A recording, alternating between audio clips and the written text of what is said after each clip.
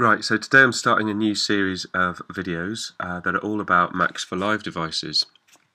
There are thousands of Macs for Live devices. You can find loads of them all over the internet, but the Macs for Live website is obviously a great place to start. I'm not entirely sure how many devices are in this library here, but it is in the thousands.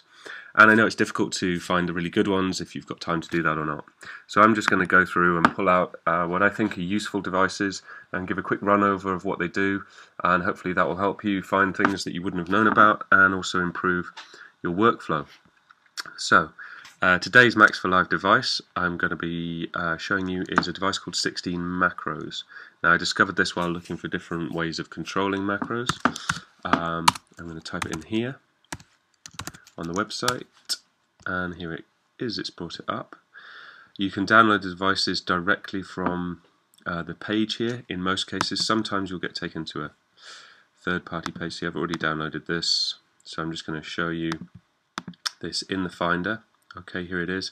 Now if I double click this, it will automatically open it in Live, but I've already got a set open here. It's a live set that I'm working on, and I want to drop it onto a specific track in the first instance. So what I'm going to do is exactly that. I'm going to grab it and I'm going to drop it down here on the master track. Now doing it this way will insert it into the project but doesn't save it into your library. So in order to save this this particular device into your library, you need to hit the save button here. That will open up your library. You can see I have actually already saved it in here too, but it will save it in your library, which means that when you want to find it then again, you hit Command F, type in 16 macros, and there it is in your library. Awesome. Now the way this device works is it enables us to map 16 different macros across any track. Okay. What I'm going to do first though is I'm just going to quickly map this first knob to a MIDI controller so that I can easily move this first macro, and we'll be able to see what's happening. And the next thing I'm going to do is click this little button here, which brings up a little pop-up window that shows me some information about the mapping. Now it also enables you to map this actual macro to something in the set, and to do that you hit the map button. I'm going to keep this super simple, and I'm just going to map this to the pan by clicking on the pan for track, well, it's actually track 1, which is the bass track here. Now you can see that the name has already been translated over here.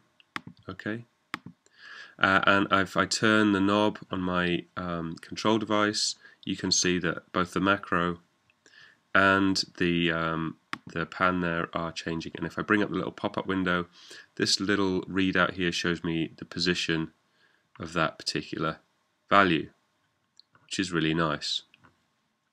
Okay, that's pretty much it. It's super easy to use and really nice. And you can then you can actually navigate through all your tracks directly from here. That's a little annoying.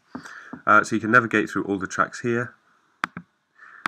You can then also navigate through any devices on that track, and then you can navigate to any parameter within that device. So you don't actually need to go anywhere to map it, but that's quite useful.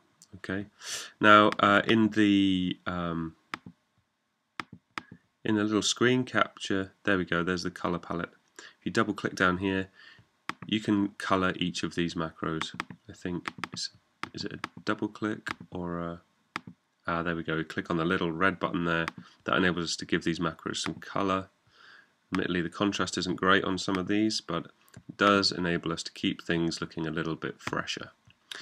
There we go. That's a really incredibly useful device if you want to get a load of macros that can be mapped across any device on any track and have them all in one place so you can easily see what they're mapped to.